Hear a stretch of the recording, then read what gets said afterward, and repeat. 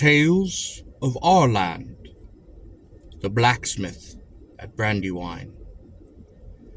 Terrible in the field at Brandywine was the figure of a man armed only with a hammer, who plunged into the ranks of the enemy, heedless of his own life, yet seeming to escape their shots and saber cuts by magic, and with Thor's strokes beat them to the earth. But yesterday war had been to him a distant rumor, a thing as far from his cottage at Dilworth as if it had been in Europe. But he had revolted at a plot that he had overheard to capture Washington, and had warned the general. In revenge, the Tories had burned his cottage, and his wife and his baby had perished within those flames. All day he had sat beside that smoking ruin, unable to weep, unable to think, almost unable to suffer, except dumbly, for as yet he could not understand it.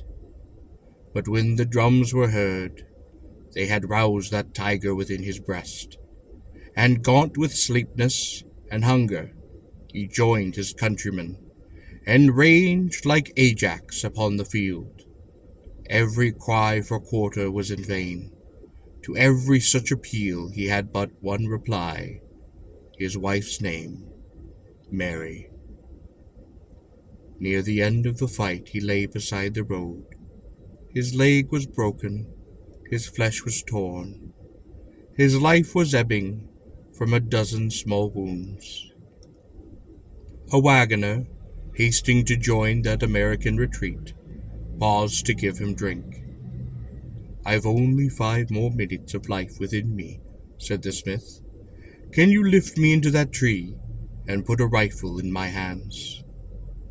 The powerful teamster raised him to the crotch of an oak, and gave him the rifle and ammunition that a dying soldier had dropped there. A band of redcoats came running down the road, chasing the farmers, and the blacksmith, taking careful aim. There was a report, and that leader of the band fell dead. There was a pause, and again a report rang out, a trooper sprawling upon the ground. The marksman had finally been seen, and the lieutenant urged his men to hurry on and to cut him down. There was a third report, and that lieutenant reeled forward into the road, bleeding and cursing. "For Mary," gasped the blacksmith. The rifle then dropped from his hands, and he too sank lifeless against the boughs.